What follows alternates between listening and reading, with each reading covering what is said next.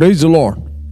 ಯೇಸು ಕ್ರಿಸ್ತನ ಹೆಸರಿನಲ್ಲಿ ಜಯದ ವಾಕ್ಯ ಈ ಕಾರ್ಯಕ್ರಮಕ್ಕೆ ನಿಮ್ಮನ್ನು ಸ್ವಾಗತಿಸ್ತಾ ಇದ್ದೀರಿ. ಬನ್ನಿ, ಇವತ್ತಿನ ದಿನವು ಕರ್ತನಿಂದ ನೇಮಿಸಲ್ಪಟ್ಟಿದೆ.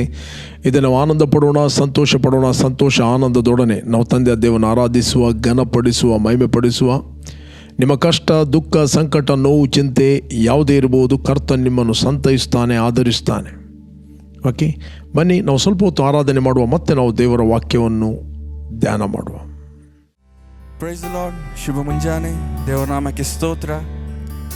ಸಿಹಿ ಜೇನಿಗಿಂತಲೂ ಮಧುರವಾದದ್ದು, ಬೆಳ್ಳಿ ಬಂಗಾರಕ್ಕಿಂತಲೂ ಶ್ರೇಷ್ಠವಾದದ್ದು, ಅದುವೇ ಆತನ ನಾಮ. ಆತನ ನಾಮವನ್ನು ಎತ್ತಿ ಈ ಸಮಯದಲ್ಲಿ ನಾವು ಆರಾಧಿಸುವ.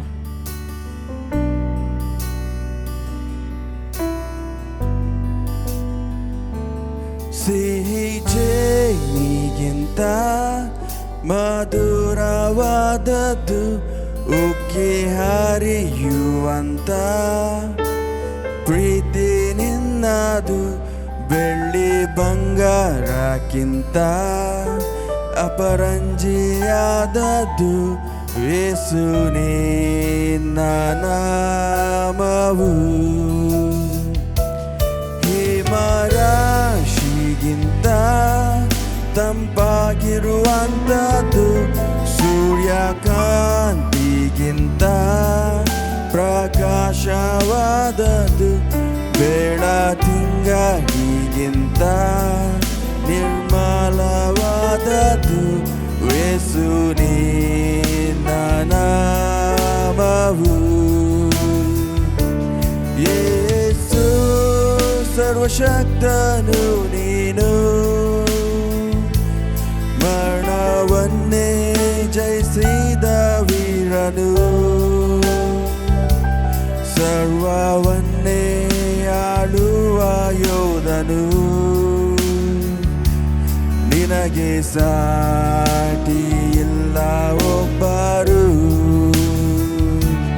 ರಕ್ಷಕ ನೀನೇನೆ ನಂಬಲವು, ನೀನೇ ನನ್ನ ಅಡಗುವ ಸ್ಥಾನವು, ನೀನೇ ನಿಜವಾದ ದೇವರು. ಮೊಣಕಾಲೂರಿ ನಮಿಸುವೆನು, ಯೇಸು ಸರ್ವಶಕ್ತನು ನೀನು, ಮರಣವನ್ನೇ ಜಯಿಸಿದ ವೀರನು, ಸರ್ವವನ್ನೇ ಆಳುವ ಯೋಧನು, ನಿನಗೆ ಸಾಟಿ ಇಲ್ಲ ಒಬ್ಬರು. ರಕ್ಷಕ ನೀನೇನೆ ನನ್ನ ಬಲವು, ನೀನೇ ನನ್ನ ಅಡಗುವ ಸ್ಥಾನವು,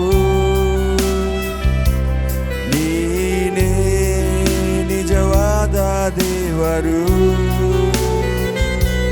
ಕೈಗಳನ್ನೆತ್ತಿ ನಮಿಸುವೆನು,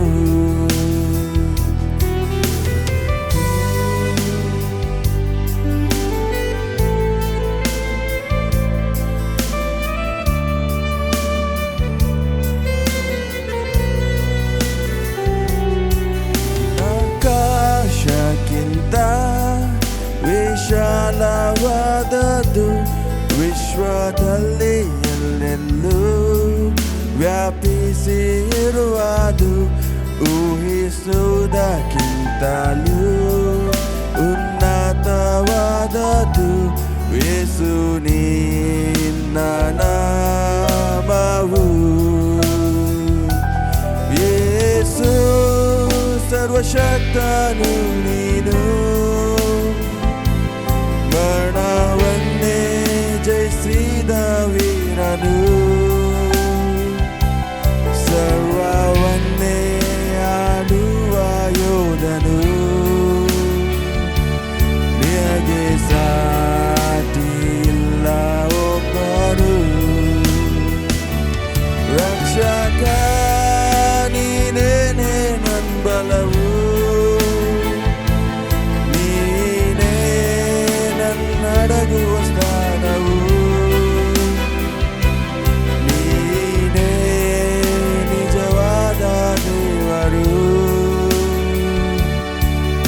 ಕರಗಳೆತ್ತಿ ನಮಿಸುವೆನು, ಕರಗಳೆತ್ತಿ ನಮಿಸುವೆನು.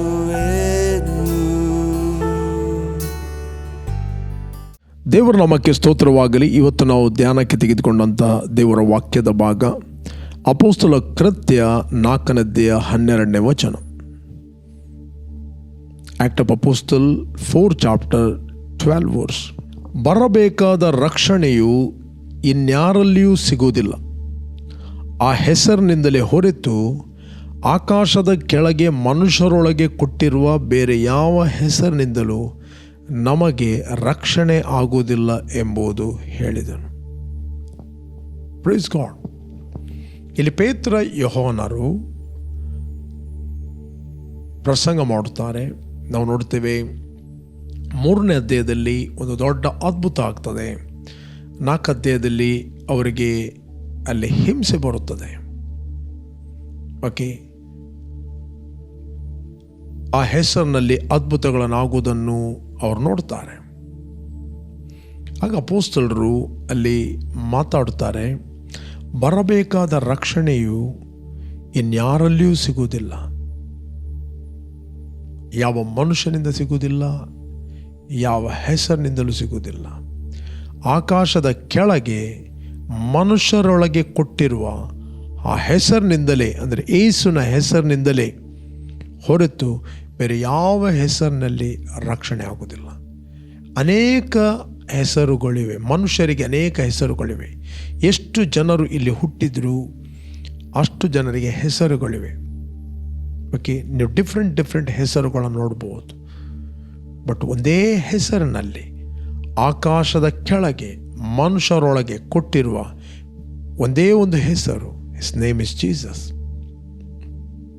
ಯೇಸು ಎಂಬ ಪದದ ಅರ್ಥ ಪಾಪದಿಂದ ನಮ್ಮನ್ನು ಬಿಡಿಸಿ ಕಾಯುವವನೆಂಬ ಈ ಹೆಸರನ್ನು ದೇವರು ಕೊಟ್ಟದ್ದು. ಓಕೆ, ಈ ಹೆಸರು ಮನುಷ್ಯ ಕೊಟ್ಟದ್ದಲ್ಲ, ದೇವರು ಕೊಟ್ಟದ್ದು. ಮತ್ತಾಯನ ಬರೆದ ಸುವಾರ್ತೆಯಲ್ಲಿ 1ನೇ ಅಧ್ಯಾಯ 21ನೇ ವಚನದಲ್ಲಿ ಓದಿದರೆ ನಮಗೆ ಸಿಗ್ತದೆ. 21. ಓಕೆ, ನಾನು ಓದ್ತೇನೆ. 21. ಆಕೆಯು ಒಬ್ಬ ಮಗುವನ್ನು ಹಿಡಿಯುವಳು, ನೀನು ಆತನಿಗೆ ಯೇಸು ಎಂದು ಹೆಸರು ಕೊಡಬೇಕು, ಯಾಕಂದರೆ ಆತನೇ ತನ್ನ ಜನರನ್ನು ಅವರ ಪಾಪಗಳಿಂದ ಬಿಡಿಸಿ ಕಾಯುವನು ಅಂದನು. ಓಕೆ, ಇಲ್ಲಿ ಯೋಸೇಫನಿಗೆ ದೇವದೂತನು ಕನಸಿನಲ್ಲಿ ಬಂದು ಮಾತಾಡುತ್ತಾನೆ. ಮರಿಯಳು ಪವಿತ್ರಾತ್ಮನಿಂದ ಆಕೆ ಗರ್ಭವನ್ನು ಧರಿಸಿದ್ದಾಳೆ, ನೀನು ಆಕೆಯನ್ನು ಬಿಟ್ಟು ಬಾಡಬಾರದು, ಆಕೆ ಒಬ್ಬ ಮಗನನ್ನು ಹೆಡೆಯುವಳು, ನೀನು ಆತನಿಗೆ ಯೇಸು ಎಂದು ಹೆಸರಿಡಬೇಕು, ಯಾಕಂದರೆ ಆತನೇ ತನ್ನ ಜನರನ್ನು ಅವರ ಪಾಪಗಳಿಂದ ಬಿಡಿಸಿ ಕಾಯುವನೆಂದರು. ಯೇಸು ಎಂಬ ಪದದ ಅರ್ಥ ನಮ್ಮನ್ನು ಪಾಪದಿಂದ ಬಿಡಿಸಿ ಕಾಯುವತ. ಕೇವಲ ಪಾಪದಿಂದ ಬಿಡಿಸ್ತಾನೆ ಮಾತ್ರ ಅಲ್ಲ, ಪಾಪದಿಂದ ಬಿಡಿಸಿ ನಮ್ಮನ್ನು ಕಾಪಾಡುತ್ತಾನೆ. ನಮ್ಮನ್ನು ಪಾಪದಿಂದ ಬಿಡಿಸಿ ಆತನು ಸುಮ್ಮನೆ ಬಿಟ್ಟು ಬಿಡುವುದಿಲ್ಲ, ಪಾಪದಿಂದ ಬಿಡಿಸಿ ನಮ್ಮನ್ನು ಕಾಯುತ್ತಾನೆ. ಅದಕ್ಕೋಸ್ಕರ ಅಪೊಸ್ತಲರು ಧೈರ್ಯವಾಗಿ ಮಾತಾಡುತ್ತಾರೆ, ಆಕಾಶದ ಕೆಳಗೆ ಮನುಷ್ಯರೊಳಗೆ ಕೊಟ್ಟಿರುವ ಬೇರೆ ಯಾವ ಹೆಸರಿನಲ್ಲಿ ರಕ್ಷಣೆ ಆಗೋದಿಲ್ಲ. ಓಕೆ, ಆಕಾಶದ ಕೆಳಗೆ ಕೊಟ್ಟಿರುವ ಆ ಹೆಸರಿನಿಂದಲೇ ಮಾತ್ರ ನಮಗೆ ರಕ್ಷಣೆ ಆಗುತ್ತದೆ, ಬೇರೆ ಯಾವ ಹೆಸರಿನಲ್ಲಿ ರಕ್ಷಣೆ ಆಗುತ್ತಿಲ್ಲ. ಪ್ರಿಯರೇ, ಇವತ್ತು ನೀನು ಕ್ರೈಸ್ತ ಕುಟುಂಬದಲ್ಲಿ ಹುಟ್ಟಬಹುದು, ಕ್ರೈಸ್ತ ತಂದೆ ತಾಯಿಗಳಿಗೆ ಹುಟ್ಟಿರ್ಬೋದು, ಅಥವಾ ಕ್ರೈಸ್ತ ಪರಿವಾರದಲ್ಲಿ ನೀನು ಹುಟ್ಟಿರ್ಬೋದು. ನಿನಗೆ ರಕ್ಷಣೆಗೆ ಒಂದು ಹೆಸರು ಕೊಡಲ್ಪಟ್ಟಿದೆ, his name is Jesus. Okay, ಪೇತ್ರನ ಹೆಸರಿನಲ್ಲಿ ನಿಮಗೆ ರಕ್ಷಣೆ ಆಗುವುದಿಲ್ಲ, ಪೌಲನ ಹೆಸರಲ್ಲಿ ನಿಮಗೆ ರಕ್ಷಣೆ ಆಗುವುದಿಲ್ಲ. ಓಕೆ, ಅಪೊಸ್ತಲ ಪೌಲ ಹೇಳ್ತಾನೆ, ನಾನು ಶಿಲುಬೆಗೆ ಹೋಗಿದ್ದೇನು, ನಮ್ಮಿಂದ ನಿಮಗೆ ರಕ್ಷಣೆ ಆಗುವುದಿಲ್ಲ, ನಾವು ಸೇವಕರು. ನಾವು ಓದಿದರೆ ನಮಗೆ ಸಿಗ್ತದೆ ಕೊರಿಂಥರಿಗೆ ಬರೆದ ಪತ್ರಿಕೆಯಲ್ಲಿ 3 ಚಾಪ್ಟರ್ 5 ವರ್ಸ್. ಹಾಗಾದರೆ ಅಪೊಲ್ಲೋಸನು ಏನು, ಪೌಲನು ಏನು? ಅವರ ಸೇವಕರು. ಅವರ ಮುಖಾಂತರ ನೀವು ಕ್ರಿಸ್ತನನ್ನು ನಂಬುವರಾಗಿದ್ದೀರಿ. ಕರ್ತನು ಒಬ್ಬೊಬ್ಬನಿಗೆ ದಯಪಾಲಿಸುವ ಪ್ರಕಾರ ಅವರು ಸೇವೆ ಮಾಡುವವರಾಗಿದ್ದಾರೆ. ನಾನು ಸಸ್ಯವನ್ನು ನೆಟ್ಟೆನು, ಅಪೊಲ್ಲೋನು ನೀರು ಹೊಯ್ದನು, ಆದರೆ ಬೆಳೆಸ್ತಾ ಬಂದವನು ದೇವರು. ಹೀಗಿರಲಾಗಿ ನೆಡುವನಾಗಲಿ ನೀರು ಹೊಯ್ಯುವವನಾಗಲಿ ವಿಶೇಷವಾದವನಲ್ಲ, ಬೆಳೆಸುವ ದೇವರೇ ವಿಶೇಷವಾದವನು. ನೆಡುವವನು ನೀರು ಹೊಯ್ಯುವವನು ಒಂದೇ ಆಗಿದ್ದಾರೆ, ಆದರೂ ಪ್ರತಿಯೊಬ್ಬನಿಗೆ ಅವನವನ ಕಷ್ಟಕ್ಕೆ ತಕ್ಕಾಗಿ ಕೂಲಿ ದೊರೆಯುವುದು. ನೀವು ದೇವರ ಜೊತೆ ಕೆಲಸದವರು, ನೀವು ದೇವರ ಹೊಲವು ಕಟ್ಟಡವು ಆಗಿದ್ದೀರಿ. 3ನೇ ಅಧ್ಯಾಯ 4ನೇ ವಚನದಲ್ಲಿ ನಾವು ನೋಡಲಿಕ್ಕೆ ಹೋದರೆ ಸಿಗ್ತದೆ. 3 chapter 4 verse, ಒಬ್ಬನು ನಾನು ಪೌಲನವನು, ಮತ್ತೊಬ್ಬನು ನಾನು ಅಪೋಲೋನವನು ಎಂದು ಹೇಳ್ತಿರುವಾಗ ನೀವು ಕೇವಲ ನರಪ್ರಾಣಿಗಳಾಗಿದ್ದೀರಿ. ಇಲ್ಲಿ ಒಬ್ಬ ಹೇಳ್ತಾನೆ ನಾನು ಪೌಲನವನು, ಇನ್ನೊಬ್ಬ ಹೇಳ್ತಾನೆ ನಾನು ಅಪೋಲೋನವನು ಎಂದು ಹೇಳ್ತಿರುವಾಗ ನೀವು ಕೇವಲ ನರಪ್ರಾಣಿಗಳಾಗಿದ್ದೀರಿ. ಅಲ್ಲಿ ಮುಂದೆ 4ನೇ ಅಧ್ಯಾಯದಲ್ಲಿ 1 Corinthians 6ನೇ ವಚನದಿಂದ ನಾನು ಓದ್ತೇನೆ. ಸಹೋದರರೇ, ನಾನು ನಿಮಗೋಸ್ಕರವೇ ಹಿಂದಿನ ಮಾತುಗಳನ್ನು ಸಾಮ್ಯರೂಪವಾಗಿ ನನ್ನ ವಿಷಯದಲ್ಲಿಯೂ ಅಪೋಲೋನ ವಿಷಯದಲ್ಲಿಯೂ ಹೇಳಿದ್ದೇನೆ. ನೀವು ನಮ್ಮನ್ನು ದೃಷ್ಟಾಂತವಾಗಿ ಇಟ್ಟುಕೊಂಡು ಶಾಸ್ತ್ರದಲ್ಲಿ ಬರೆದಿರುವುದನ್ನು ಮೀರಿ ಹೋಗಬಾರದೆಂಬುದನ್ನು, ನಿಮ್ಮಲ್ಲಿ ಯಾರೂ ಒಬ್ಬ ಬೋಧಕನನ್ನು ವಿರೋಧಿಸಿ ಮತ್ತೊಬ್ಬನ ಪಕ್ಷವನ್ನು ಹಿಡಿದು ಉಬ್ಬಿಕೊಳ್ಳಬಾರದೆಂಬುದನ್ನು ಕಲಿತುಕೊಳ್ಳಬೇಕು. ನಿನಗೂ ಇತರರಿಗೂ ತಾರತಮ್ಯ ಮಾಡಿದವರು ಯಾರು? ದೇವರಿಂದ ಹೊಂದದಿರುವಂಥದ್ದು ನಿನ್ನಲ್ಲಿ ಒಂದಾದರೂ ಉಂಟು. ಹೊಂದಿದ ಮೇಲೆ ಹೊಂದದವನಂತೆ ನೀನು ಯಾಕೆ ಹಿಗ್ಗಿಕೊಳ್ಳುತ್ತಿ? ಈಗಲೇ ನೀವು ತೃಪ್ತರಾಗಿರಿ, ಈಗಲೇ ನೀವು ಐಶ್ವರ್ಯವಂತರಾಗಿದ್ದೀರಿ, ನಮ್ಮ ಸಹಾಯವಿಲ್ಲದೆ ಅರಸರಾದಿರಿ. ನೀವು ನಿಜವಾಗಿ ಅರಸರಾಗಿದ್ದರೆ ನನಗೆಷ್ಟೋ ಆನಂದವಾಗುತ್ತಿತ್ತು, ಆಗ ನಾವು ಸಹ ನಿಮ್ಮೊಂದಿಗೆ ಅರಸರಾಗುತ್ತಿದ್ದೆವು. ಹಾಗಾದರೆ ದೇವರು ಅಪೊಸ್ತಲರಾದ ನಮ್ಮನ್ನು ಮರಣವಿಧಿ ಹೊಂದಿದವರನ್ನು ಎಂಬಂತೆ ಕಡೆಯವರಾಗಿ ತೋರಿಸ್ತಾನೆಂದು ನನಗೆ ತೋಚುತ್ತದೆ. ನಾವು ದೇವದೂತರಿಗೂ ಮನುಷ್ಯರಿಗೂ ಅಂತೂ ಜಗತ್ತಿಗೆಲ್ಲ ನೋಟವಾಗಿದ್ದೆವು. ಪೌಲನಾಗಲಿ ಅಪೋಲೋನಾಗಲಿ ಇವರು ಸೇವಕರು. ಯಾವ ಹೆಸರಿನಿಂದ ನಿಮಗೆ ರಕ್ಷಣೆ ಆಗೋದಿಲ್ಲ. ಮನುಷ್ಯರೊಳಗೆ ದೇವರು ಕೊಟ್ಟಿರುವ ಯಾವ ಹೆಸರಿನಲ್ಲಿ ನಮಗೆ ರಕ್ಷಣೆ ಆಗೋದಿಲ್ಲ. ನಮಗೆ ರಕ್ಷಣೆ ಆಗುವುದು ನಮ್ಮ ಕರ್ತನಾದ ಯೇಸು ಕ್ರಿಸ್ತನ ಮೂಲಕ. ಆ ಹೆಸರಿನಿಂದಲೇ ಹೊರತು ಮನುಷ್ಯರೊಳಗೆ ಕೊಟ್ಟಿರುವ ಯಾವ ಹೆಸರಿನಲ್ಲಿ ನಿಮಗೆ ರಕ್ಷಣೆ ಆಗೋದಿಲ್ಲ. ಪ್ರೇರೆ, ಈ ಹೆಸರು ದೇವರು ಪರಲೋಕದಿಂದ ಕೊಟ್ಟ ಹೆಸರು. ಇದು ಯಾವ ಮನುಷ್ಯನು ಇಟ್ಟ ಹೆಸರಲ್ಲ. ದೇವದೂತನ ಮೂಲಕ ದೇವರು ಆ ಹೆಸರನ್ನು ಕೊಟ್ಟಿದ್ದಾನೆ. ಆ ಹೆಸರಿಗೆ ಪರಲೋಕ ಸನ್ಮಾನ ಮಾಡುತ್ತದೆ. ಆ ಹೆಸರಿಗೆ ನರಕ ಕಂಪಿಸ್ತದೆ. ಆ ಹೆಸರಿನಲ್ಲಿ ರೋಗಗಳು ಗುಣವಾಗ್ತವೆ. ಆ ಹೆಸರಿನಲ್ಲಿ ದೆವ್ವಗಳು ನಡುಗುತ್ತವೆ. ಆ ಹೆಸರಿಗೆ ನೀವು ಪ್ರಾರ್ಥನೆ ಮಾಡಿದಾಗ ಯೇಸುವೇ ಪ್ರಾರ್ಥನೆ ಮಾಡಿದ ಹಾಗೆ, ನೀವು ಯೇಸುವಿನ ಹೆಸರಿನಲ್ಲಿ ಪ್ರಾರ್ಥನೆ ಮಾಡಿದಾಗ ಯೇಸುವೇ ಪ್ರಾರ್ಥನೆ ಮಾಡಿದ ಹಾಗೆ, ನೀವು ಯೇಸುವಿನ ಹೆಸರಿನಲ್ಲಿ ದೆವ್ವಗಳಿಗೆ ಮಾತಾಡಿದಾಗ ಯೇಸುವೇ ದೆವ್ವಗಳಿಗೆ ಮಾತಾಡಿದ ಹಾಗೆ, ನೀವು ಯೇಸುವಿನ ಹೆಸರಿಟ್ಕೊಂಡು ನೀವು ರೋಗಕ್ಕೆ ಮಾತಾಡಿದಾಗ ಯೇಸುವೇ ರೋಗಕ್ಕೆ ಮಾತಾಡಿದ ಹಾಗೆ, ನಂಬಿಕೆಯ ಮೂಲಕ ಆ ಹೆಸರನ್ನು ನೀವು ಉಪಯೋಗಿಸಿದಾಗ ಪ್ರಿಯರೇ, ದೆವ್ವಗಳು ನಿಮ್ಮ ಮಾತನ್ನು ಕೇಳ್ತವೆ. ಯಾಕಂದರೆ ದೆವ್ವಗಳು ಯೇಸುವಿನ ಮಾತನ್ನು ಕೇಳ್ತವೆ, ರೋಗಗಳು ಯೇಸುವಿನ ಮಾತನ್ನು ಕೇಳ್ತವೆ, ಪ್ರಕೃತಿ ಯೇಸುವಿನ ಮಾತನ್ನು ಕೇಳ್ತದೆ, ಕ್ರಿಯೇಷನ್ ಯೇಸುವಿನ ಮಾತನ್ನು ಕೇಳ್ತದೆ. ಆದ್ದರಿಂದ ಯೇಸುವಿನ ಹೆಸರನ್ನು ನೀವು ಉಪಯೋಗಿಸಿದಾಗ ಅದರಲ್ಲಿ ಶಕ್ತಿ ಇದೆ.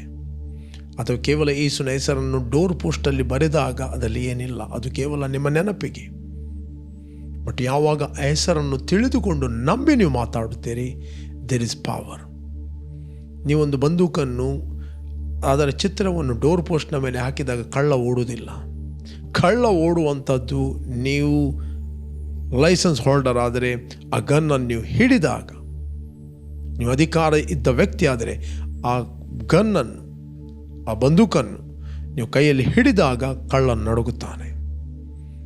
ಓಕೆ, ಆ ಒಂದು ಗನ್ನಿನ ಪಿಕ್ಚರನ್ನು ನೀವು ಗಾಡಿಯ ಮೇಲೆ ಅಥವಾ ಮನೆಯ ಗೋಡೆಯ ಮೇಲೆ ಅಂಟಿಸಿದಾಗ ಕಳ್ಳರು ಓಡುವುದಿಲ್ಲ. ಓಕೆ, ಅನೇಕರು ಅನ್ನಿಸ್ತಾರೆ ಕೇವಲ ಒಂದು ಶಿಲುಬೆಯ ಚಿತ್ರ ಹಾಕಿದರೆ ಸೈತಾನ ಓಡ್ತಾನೆ, ಯೇಸುವಿನ ರಕ್ತಕ್ಕೆ ಜಯವಾಗಲಿ ಎಂದು ಬರೆದರೆ ಸೈತಾನ ಓಡ್ತಾನೆ. ಸೈತಾನು ಅಕ್ಷರಕ್ಕೆ ಓಡುವುದಿಲ್ಲ. ಸೈತಾನ ಓಡುವಂಥದ್ದು ಆತ್ಮ ಮತ್ತು ಜೀವಕ್ಕೆ. ಯಾವಾಗ ಆ ಹೆಸರನ್ನು ನೀವು ತಿಳಿತೀರಿ, ಯಾವಾಗ ಹೆಸರನ್ನು ತಿಳಿದು ನೀವು ಪ್ರೇರೆ ಅದನ್ನು ಮಾತಾಡುತ್ತೀರಿ, ಅದರಲ್ಲಿ ಜೀವ ಹೊರಡುತ್ತದೆ, ಅದರಲ್ಲಿ ಮಹಿಮೆ ಹೊರಡುತ್ತದೆ. ಇಡೀ ಪರಲೋಕ ಆ ಹೆಸರಿಗೆ ಬ್ಯಾಕಪ್ ಮಾಡುತ್ತದೆ. ಓಕೆ, ಇಡೀ ಪರಲೋಕ ಆ ಹೆಸರಿಗೆ ಬ್ಯಾಕಪ್ ಮಾಡುತ್ತದೆ. ನಾವು ನೋಡಲಿಕ್ಕೆ ಹೋದರೆ ನಮಗೆ ಸಿಗ್ತದೆ 4ನೇ ಅಧ್ಯಾಯ 13ನೇ ವಚನದಲ್ಲಿ ಪೇತ್ರಯೋನರು ಧೈರ್ಯದಿಂದ ಮಾತಾಡುವುದನ್ನು ಆ ಸಭಿಕರು ನೋಡಿ ಅವರು ಶಾಸ್ತ್ರ ಅಭ್ಯಾಸ ಮಾಡದ ಸಾಧಾರಣರೆಂದು ತಿಳಿದು ಆಶ್ಚರ್ಯಪಟ್ಟರು. ಇವರು ಯೇಸುವಿನ ಸಂಗಡ ಇದ್ದವರೆಂದು ಗುರುತು ಹಿಡಿದರು ಮತ್ತು ಕ್ಷೇಮ ಹೊಂದಿದ ಆ ಮನುಷ್ಯನು ಅವರು ಕೂಡ ನಿಂತಿರುವುದನ್ನು ನೋಡಿ ಪ್ರತಿಯಾಗಿ ಏನೂ ಮಾತಾಡಲಾರದೆ ಇದ್ದರು. ಆಮೇಲೆ ಸಭೆಯಿಂದ ಸ್ವಲ್ಪ ಹೊರಗೆ ಹೋಗಿರೆಂದು ಅವರಿಗೆ ಅಪ್ಪಣೆ ಕೊಟ್ಟು, ಈ ಮನುಷ್ಯರಿಗೆ ನಾವೇನು ಮಾಡೋಣ? ಪ್ರಸಿದ್ಧವಾದ ಒಂದು ಸೂಚಕ ಕಾರ್ಯವು ಇವರ ಮೂಲಕ ನಡೆಯುತ್ತೆಂಬುದು ಯೆರೂಸಲೇಮಿನಲ್ಲಿ ವಾಸ ಮಾಡುವವರೆಲ್ಲರಿಗೂ ಗೊತ್ತಾಗಿದೆ ಅಷ್ಟೇ. ಅದು ಆಗಲಿಲ್ಲವೆನ್ನುವುದಕ್ಕಾಗದು. ಆದರೆ ಇದು ಜನರಲ್ಲಿ ಇನ್ನೂ ಹಬ್ಬದಂತೆ ಮುಂದೆ ಆ ಹೆಸರನ್ನು ಎತ್ತಿ ಯಾರ ಸಂಗಡಲೂ ಮಾತಾಡಬಾರದೆಂದು ಅವರನ್ನು ಬೆದರಿಸೋಣ ಎಂಬುದಾಗಿ ಒಬ್ಬರ ಕೂಡೊಬ್ಬರು ಆಲೋಚನೆ ಮಾಡಿಕೊಂಡರು. ಇಲ್ಲಿ ಮುಖ್ಯ, ಆ ಹೆಸರಿನಲ್ಲಿ ಎಷ್ಟು ಶಕ್ತಿ ಇದೆ, ಆ ಹೆಸರಿನಲ್ಲಿ ಎಷ್ಟು ಪವರ್ ಇದೆ, ಆ ಹೆಸರಿನಲ್ಲಿ ಹೇಗೆ ರಕ್ಷಣೆ ಆಗ್ತದೆ ದುರಾತ್ಮಗಳಿಗೆ ಗೊತ್ತು. ಓಕೆ, ಈ ದುರಾತ್ಮಗಳು ಸಭೆ ಹಿರಿಯರ ಮನಸ್ಸಿನಲ್ಲಿ ಒಂದು ಆಲೋಚನೆಯನ್ನು ಹಾಕಿದ್ದರು. ಏನು ಹಾಕಿದರು? ಇನ್ನು ಮುಂದೆ ಆ ಹೆಸರನ್ನು ಹೇಳಿ ಯಾರ ಹತ್ರ ನೀವು ಮಾತಾಡಬಾರದು. Don't use that name. ನೀವು ಯೇಸುವಿನ ಹೆಸರನ್ನು ಎತ್ತಿದಾಗ ದುರಾತ್ಮಗಳಿಗೆ ಡಿಸ್ಟರ್ಬ್ ಆಗ್ತದೆ. ನೀವು ಯೇಸುವಿನ ಹೆಸರನ್ನು ಎತ್ತಿದಾಗ ಇಡೀ ಪರಲೋಕದ ದೇವದೂತರು ಅಲರ್ಟ್ ಆಗುತ್ತಾರೆ. ನೀವು ಯೇಸುವಿನ ಹೆಸರನ್ನು ಎತ್ತಿದಾಗ ವಿಚ್ ಕ್ರಾಫ್ಟ್ಗಳು ಮುರಿಯಲ್ಪಡುತ್ತವೆ. ಓಕೆ, ಎಲ್ಲ ದುರಾತ್ಮನ ಕ್ರಿಯೆಗಳು ಗಲಿಬಿಲಿ ಆಗ್ತವೆ. ಸೈತಾನಿಗೆ ಯೇಸುವಿನ ಹೆಸರು ಡಿಸ್ಟರ್ಬ್ ಆಗ್ತದೆ. ಓಕೆ, ಯಾವಾಗ ನೀವು ಯೇಸುವಿನ ಹೆಸರನ್ನು ಪ್ರೊಕ್ಲೇಮ್ ಮಾಡುತ್ತೀರಿ, ಘೋಷಿಸ್ತೀರಿ, ಪ್ರೇರೆ ದೇವದೂತರು ಹೆಸರಿಗೆ ಹಾನರ್ ಮಾಡುತ್ತಾರೆ. ಇಡೀ ಪರಲೋಕ ಆ ಹೆಸರಿಗೆ ಸನ್ಮಾನ ಮಾಡುತ್ತದೆ. ಅದಕ್ಕೋಸ್ಕರ ಇಲ್ಲಿ ನಾವು ನೋಡ್ತೇವೆ 17ನೇ ವಚನದಲ್ಲಿ, 4ನೇ ಅಧ್ಯಾಯ 17ನೇ ವಚನದಲ್ಲಿ, ಆದರೆ ಇದು ಜನರಲ್ಲಿ ಇನ್ನೂ ಹಬ್ಬದಂತೆ ಮುಂದೆ ಆ ಹೆಸರನ್ನು ಎತ್ತಿ ಯಾರ ಸಂಗಡಲೂ ಮಾತಾಡಬಾರದೆಂದು ಅವರನ್ನು ಬೆದರಿಸೋಣ ಎಂಬುದಾಗಿ ಒಬ್ಬರ ಕೂಡ ಒಬ್ಬರು ಆಲೋಚನೆ ಮಾಡಿಕೊಂಡು ಅವರನ್ನು ಕರೆಯಿಸಿ ಆ ಯೇಸುವಿನ ಹೆಸರನ್ನು ಎತ್ತಿ ಹೇಗೋ ಮಾತಾಡಬಾರದು, ಉಪದೇಶ ಮಾಡಲೂಬಾರದು ಎಂದು ಅವರಿಗೆ ಖಂಡಿತವಾಗಿ ಅಪ್ಪಣೆ ಕೊಟ್ಟರು. 19ನೇ ವಚನ, ಅದಕ್ಕೆ ಪೇತ್ರ ಯೋಹಾನರು ಅವರಿಗೆ, ದೇವರ ಮಾತನ್ನು ಕೇಳುವುದಕ್ಕಿಂತಲೂ ನಿಮ್ಮ ಮಾತನ್ನು ಕೇಳುವುದು ದೇವರ ಮುಂದೆ ನ್ಯಾಯವೋ ಏನು, ನೀವೇ ತೀರ್ಪು ಮಾಡಿಕೊಳ್ಳಿರಿ. ಇಲ್ಲಿ ಪೇತ್ರ ಯೋಹಾನರು ಎಷ್ಟು ಬೋಲ್ಡಲ್ಲಿ ಮಾತಾಡ್ತಾ ಇದ್ದಾರೆ. ದೇವರ ಮಾತನ್ನು ಕೇಳುವುದಕ್ಕಿಂತ ಹೆಚ್ಚಾಗಿ ನಿಮ್ಮ ಮಾತನ್ನು ಕೇಳುವುದು ದೇವರ ಮುಂದೆ ನ್ಯಾಯವೋ, ಇದನ್ನು ನೀವೇ ತೀರ್ಮಾನ ಮಾಡಿಕೊಳ್ಳಿ. Whose word is powerful? ಯಾರ ಮಾತು ಪವರ್ಫುಲ್? ದೇವರ ಮಾತು. ದೇವರು ಹೇಳಿದ್ದಾನೆ, ಯೇಸು ಹೇಳಿದ್ದಾನೆ, ನನ್ನ ಹೆಸರು ಹೇಳಿಕೊಂಡು ದೆವ್ವಗಳನ್ನು ಹೊರಗೆ ಹಾಕಿರಿ, ನನ್ನ ಹೆಸರು ಹೇಳಿಕೊಂಡು ರೋಗಿಗಳ ಮೇಲೆ ಕೈ ಇಟ್ಟಾಗೋರು ಸ್ವಸ್ಥ ಹೊಂದುತ್ತಾರೆ, ನನ್ನ ಹೆಸರು ಹೇಳಿಕೊಂಡು ನೀವು ನಾನಾ ಭಾಷೆಗಳಲ್ಲಿ ಮಾತಾಡ್ರಿ. ಓಕೆ, ಇವತ್ತು ದೇವರು ಅಪ್ಪಣೆ ಕೊಟ್ಟ ನಂತರ who can against that name? ಆ ಹೆಸರಿಗೆ ಯಾರು ವಿರೋಧವಾಗಿ ನಿಲ್ಲಲು ಶಕ್ತರು? ಇಲ್ಲಿ ಪೇತ್ರನು ಬೋಲ್ಡಿಯಾಗಿ ಪೇತ್ರ ಯೋಹಾನರು ಮಾತಾಡ್ತಾರೆ, ದೇವರ ಮಾತನ್ನು ಕೇಳುವುದಕ್ಕಿಂತ ನಿಮ್ಮ ಮಾತನ್ನು ಕೇಳುವುದು ದೇವರ ಮುಂದೆ ನ್ಯಾಯ, ನೀವೇ ತೀರ್ಮಾನ ಮಾಡಿಕೊಳ್ಳಿ. ಅವರಿಗೆ ಡಿಸ್ಟರ್ಬ್ ಆದದ್ದು ಆ ಹೆಸರು. ಇವತ್ತು ಅವರಿಗೆ ಡಿಸ್ಟರ್ಬ್ ಅಲ್ಲ, ಸೈತಾನಿಗೆ ಆ ಹೆಸರು ಡಿಸ್ಟರ್ಬ್. ಅದಕ್ಕೋಸ್ಕರ ಯೇಸುವಿನ ಹೆಸರನ್ನು ತೆಗೆದುಕೊಳ್ಳುವಾಗ, ಪ್ರೊಕ್ಲೇಮ್ ಮಾಡುವಾಗ ಕೆಲವರಿಗೆ ಇರಿಟೇಟ್ ಆಗ್ತದೆ. ಅವರಿಗೆ ಇರಿಟೇಟ್ ಆಗುವುದಲ್ಲ, ಅವರ ಹಿಂದೆ ಇರುವ ದುರಾತ್ಮಗಳಿಗೆ ಅದು ಇರಿಟೇಟ್ ಆಗ್ತದೆ. ಇರಿಟೇಟ್, ಕಿರಿಕಿರಿ ಆಗ್ತದೆ. ಅವನ ಕಿರಿಕಿರಿ ಸೈತಾನ ಇವರ ಮೇಲೆ ಹಾಕಿಬಿಡ್ತಾನೆ. ಯಾಕೆ? ಸೈತಾನ್ಯ ಗೊತ್ತು ಯೇಸು ಯಾರಂತ. 8ನೇ 28ನೇ ವಚನದಲ್ಲಿ ನಾವು ನೋಡ್ತೇವೆ, ಇಬ್ಬರು ದೆವ್ವ ಹಿಡಿದ ವ್ಯಕ್ತಿಗಳು ಸಮಾಧಿಗಳಿಂದ ಹೊರಗೆ ಬಂದರು. ಆಗ ಅವರು ಬೊಬ್ಬೆ ಹಾಕಿ ಕೇಳ್ತಾರೆ. ನಾವು ನೋಡಲಿಕ್ಕೆ ಹೋದರೆ ನಮಗೆ ಸಿಗ್ತದೆ ಮತ್ತಾಯನ ಬರೆದ ಸುವಾರ್ತೆಯಲ್ಲಿ 8ನೇ 28ನೇ ವಚನ.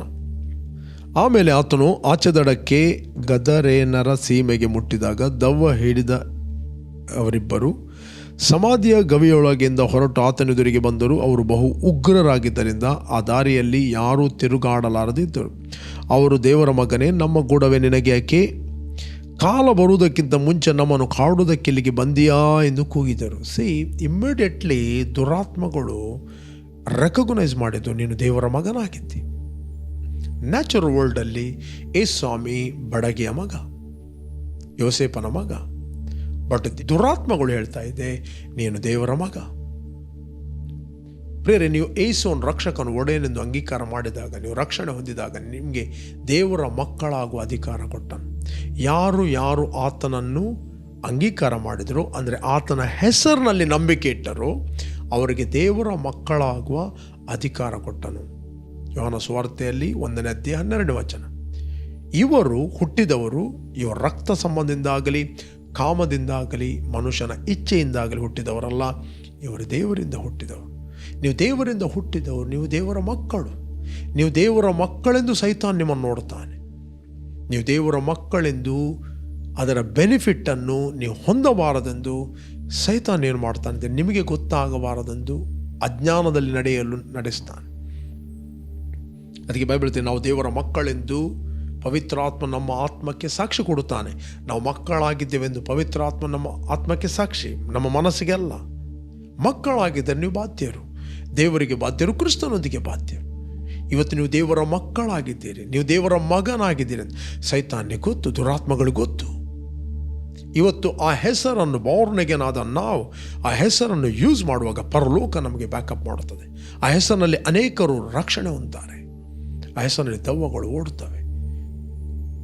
ಇಲ್ಲಿ ನಾವು ನೋಡ್ತೇವೆ, ಸಭೆ ಹಿರಿಯರಿಗೆ ಅಲ್ಲಿ ಕಿರಿಕಿರಿ ಆಯಿತು. ಅವರು ಗಟ್ಟಿಯಾಗಿ ಹೇಳಿದರು, ಇನ್ನು ಮುಂದೆ ನೀವು ಆ ಹೆಸರನ್ನು ಉಪಯೋಗಿಸಿ ಮಾತಾಡಬಾರದು, ಆ ಹೆಸರನ್ನು ನೀವು ಯೂಸ್ ಮಾಡಬಾರದು. ಅದಕ್ಕೆ ಪೇತ್ರೇ ಯೋಹಾನರು ಕೇಳ್ತಾರೆ, ದೇವರ ಮಾತನ್ನು ಕೇಳುವುದಕ್ಕಿಂತ ನಿಮ್ಮ ಮಾತನ್ನು ಕೇಳುವುದು ದೇವರ ಮುಂದೆ ನ್ಯಾಯವು, ನೀವು ತೀರ್ಮಾನ ಮಾಡಿಕೊಳ್ಳಿರಿ. ಪ್ರೇರೆ 20ನೇ ವಚನ ಹೇಳ್ತೇವೆ, ನಾವಂತೂ ಕಂಡು ಕೇಳಿದ್ದನ್ನು ಹೇಳದೇ ಇರಲಾರೆವು ಎಂದು ಉತ್ತರ ಕೊಟ್ಟರು. ನಡೆದಿದ್ದ ಕಾರ್ಯಗೋಸ್ಕರ ಜನರೆಲ್ಲರೂ ದೇವರನ್ನು ಕೊಂಡಾಡುತ್ತಾ ಇದ್ದ ಕಾರಣ ಅವರ ದೆಸೆಯಿಂದ ಸಭಿಕರು ಅಪೊಸ್ತಲರನ್ನು ದಂಡಿಸತಕ್ಕ ಉಪಾಯವನ್ನು ಕಾಣದೆ ಅವರನ್ನು ಇನ್ನಷ್ಟು ಬೆದರಿಸಿ ಬಿಟ್ಟುಬಿಟ್ಟರು. ಈ ಸೂಚಕ ಕಾರ್ಯದಿಂದ ಸ್ವಸ್ಥತೆ ಹೊಂದಿದ ಆ ಮನುಷ್ಯನಿಗೆ 40 ವರ್ಷಕ್ಕಿಂತಲೂ ಹೆಚ್ಚು ವಯಸ್ಸಾಗಿತ್ತು. ಪ್ರೈಸ್ ಗಾಡ್, 40 ವರ್ಷಕ್ಕಿಂತ ಹೆಚ್ಚು ವಯಸ್ಸಾಗಿತ್ತು. ಪ್ರೇರೆ, ಇವತ್ತು ರಕ್ಷಣೆಗೆ ನೀವು ಯಾರೇ ವಾಚ್ ಮಾಡಿರ್ಬೋದು, ಎಲ್ಲಿಂದಲೂ ವಾಚ್ ಮಾಡಿರ್ಬೋದು, ರಕ್ಷಣೆಗೆ ಆಕಾಶದ ಕೆಳಗೆ ಮನುಷ್ಯರೊಳಗೆ ಕೊಟ್ಟಿರುವ ಯಾವ ಹೆಸರಿನಿಂದಲೂ ರಕ್ಷಣೆ ಆಗುವುದಿಲ್ಲ. Only one name, is name is Jesus. ಯೇಸುವನ್ನು ನೀವು ನಂಬಿದಾಗ ನೀವು ರಕ್ಷಣೆ ಹೊಂದುತ್ತೀರಿ, ನಿತ್ಯ ಜೀವನ ಹೊಂದುತ್ತೀರಿ, ಪವಿತ್ರಾತ್ಮ ವರವನ್ನು ಹೊಂದುತ್ತೀರಿ, ನೀತಿ ಎಂಬ ವರವನ್ನು ಹೊಂದುತ್ತೀರಿ, ದೇವರ ಮಕ್ಕಳಾಗುತ್ತೀರಿ. ಆತ್ಮ ಸಂಬಂಧವಾಗಿ ಭೂಮಿ ಆಕಾಶಗಳನ್ನು ಉಂಟು ಮಾಡಿದ ಸರ್ವಶಕ್ತನಾದ ದೇವರ ಮಕ್ಕಳಾಗಿ ನೀವು ಹುಟ್ಟುತ್ತೀರಿ. ಬೇರೆ ಎಷ್ಟು ಮಂದಿ ನೀವು ಮಕ್ಕಳಾಗಿ ಹುಟ್ಟಿದ್ದೀರಿ? ದೇವರು ಬಯಸ್ತಾನೆ ನೀವು ಬೆಳೆಯಬೇಕು. ಆ ಹೆಸರಿನ ಮಹತ್ವ, ಆ ಹೆಸರಿನ ಹಿಂದೆ ಇರುವ ಶಕ್ತಿ, ಆ ಹೆಸರಿನ ಹಿಂದೆ ಇರುವ ಪ್ರಭಾವವನ್ನು ನೀವು ತಿಳಿದುಕೊಳ್ಳಬೇಕೆಂದು ದೇವರು ಬಯಸ್ತಾನೆ. ಆದ್ದರಿಂದ ನೀವ್ಯಾರು ಫಸ್ಟ್ ಟೈಮ್ ವೀಕ್ಷಿಸ್ತಾ ಇದ್ದೀರಿ, ಯೇಸುವನ್ನು ರಕ್ಷಕನ ಒಡೆಯನೆಂದು ಅಂಗೀಕಾರ ಮಾಡಲಿಲ್ಲ, ಇದು ನಿಮ್ಮ ಸಮಯ. ನಿಮ್ಮ ಹೃದಯದಲ್ಲಿ ಯೇಸುವನ್ನು ಕರೆಯಿರಿ. ನಾನು ನಿಮಗೋಸ್ಕರ ಪ್ರಾರ್ಥನೆ ಮಾಡ್ತೇನೆ. ಭೂಮಿ ಆಕಾಶಗಳನ್ನು ಉಂಟು ಮಾಡಿದ ಸರ್ವಶಕ್ತನಾದ ತಂದೆ, ಯೇಸುವಿನ ನಾಮದಲ್ಲಿ ನಾವು ನಿನ್ನ ಸನ್ನಿಧಿಯಲ್ಲಿದ್ದೇವೆ. ಯೇಸು, ನೀನು ಸುರಿಸಿದ ರಕ್ತದ ಮೂಲಕ ನಮ್ಮ ಅಪರಾಧಗಳು ಪರಿಹಾರವಾಗಿ ನಮಗೆ ಬಿಡುಗಡೆ ಆಯಿತು. ನಾವು ಕ್ರಿಸ್ತನಲ್ಲಿ ಮರಣದಿಂದ ಪಾರಾಗಿ ನಾವು ಜೀವಕ್ಕೆ ಸೇರಿದ್ದೇವೆ. ಇವತ್ತು ನಮ್ಮ ಹೃದಯದಲ್ಲಿ ಮಾತಾಡಿದ್ದಿ. ಆಕಾಶದ ಕೆಳಗೆ ಮನುಷ್ಯರೊಳಗೆ ಕೊಟ್ಟಿರುವ ಇನ್ಯಾವ ಹೆಸರಿನಲ್ಲಿ ನಮಗೆ ರಕ್ಷಣೆ ಆಗುವುದಿಲ್ಲ. ಆ ಹೆಸರಿನಿಂದ ಹೊರತು ಬೇರೆ ಯಾವ ಹೆಸರಿನಲ್ಲಿ ನಮಗೆ ರಕ್ಷಣೆ ಆಗ್ತದೆ. ಇವತ್ತು ನಮಗೆ ರಕ್ಷಣೆ ಆಗಿದೆ, ನಾವು ದೇವರ ಮಕ್ಕಳಾಗಿದ್ದೇವೆ. ಆ ಹೆಸರಿನ ಮಹತ್ವವನ್ನು ಇನ್ನೂ ಹೆಚ್ಚಾಗಿ ನಾವು ತಿಳಿಯುವಂತೆ ನೀನು ನಮಗೆ ಪವಿತ್ರಾತ್ಮನ ಮೂಲಕ ಪ್ರಕಟಿಸ್ತಾ ಇರೋದಕ್ಕೋಸ್ಕರ ಸ್ತೋತ್ರ. ಯೇಸು ನಾಮದಲ್ಲಿ ತಂದೆ, ಆಮೆನ್. ಓಕೆ, ಯಾರು ನೀವು ಬರ್ತ್ಡೇ ಮತ್ತು ವೆಡ್ಡಿಂಗ್ ಆ್ಯನಿವರ್ಸರಿ ಸೆಲೆಬ್ರೇಟ್ ಮಾಡ್ತಾ ಇದ್ದೀರಿ, ನಿಮಗೋಸ್ಕರ ನಾವು ಪ್ರಾರ್ಥನೆ ಮಾಡ್ತೀವಿ. Blessed happy birthday and blessed happy wedding anniversary. ತಂದೆ, ಯಾರು ಬರ್ತ್ಡೇ ಮತ್ತು ವೆಡ್ಡಿಂಗ್ ಆ್ಯನಿವರ್ಸರಿ ಸೆಲೆಬ್ರೇಟ್ ಮಾಡ್ತಾ ಇದ್ದರು, ಇವರಿಗೋಸ್ಕರ ಪ್ರಾರ್ಥಿಸ್ತೇನೆ. ಇವರ ಮೇಲಿನ ಕೃಪೆ ಹೆಚ್ಚಲಿ, ಪ್ರೊಟೆಕ್ಟ್ ಆಗಲಿ, ಎಲ್ಲ ಕೆಡುಕನ ಕೈಯಿಂದ ಇವರು ತಪ್ಪಿಸಿ ಕಾಪಾಡು. ಯೇಸು ನಾಮದಲ್ಲಿ ತಂದೆ, ಆಮೆನ್, ಆಮೆನ್. ಓಕೆ, ಜಯದ ವಾಕ್ಯ ಈ ಕಾರ್ಯಕ್ರಮವನ್ನು ಪ್ರತಿದಿನ ಬೆಳಿಗ್ಗೆ ಬಿಗ್ ಟಿವಿಯಲ್ಲಿ 7 ಗಂಟೆಯಿಂದ 7:30ಕ್ಕೆ ವೀಕ್ಷಿಸಿರಿ. 7:30ರಿಂದ 8 ಗಂಟೆವರೆಗೆ ಇದೇ ಕಾರ್ಯಕ್ರಮವನ್ನು ರಿಪೀಟ್ ಆಗಿ ನಮ್ಮ word of victory YouTube channel ವೀಕ್ಷಿಸ್ಬೋದು. ರಿಪೀಟ್ ಆಗಿ ನೀವು ಚಾನಲ್ ಸಬ್ಸ್ಕ್ರೈಬ್ ಮಾಡಿದ್ರೆ ಸಬ್ಸ್ಕ್ರೈಬ್ ಮಾಡಿರಿ, ಇತರಿಗೆ ನೀವು ಶೇರ್ ಮಾಡಿರಿ. ಪ್ರತಿದಿನ ಸಂಜೆ 7:15ರಿಂದ 8 ಗಂಟೆ ತನಕ ನಮ್ಮ ಯೂಟ್ಯೂಬ್ ವರ್ಡ್ ಆಫ್ ವಿಕ್ಟರಿ ಮತ್ತು ಫೇಸ್ಬುಕ್ ವರ್ಡ್ ಆಫ್ ವಿಕ್ಟರಿ ಅಲ್ಲಿ ನೀವು ಲೈವ್ ಆಗಿ ನನ್ನೊಟ್ಟಿಗೆ ಜಾಯ್ನ್ ಆಗ್ಬೋದು. ವೀಕ್ಷಿಸಿರಿ, ಇತರಿಗೆ ಶೇರ್ ಮಾಡಿ. You are bless. ಆಮೆನ್.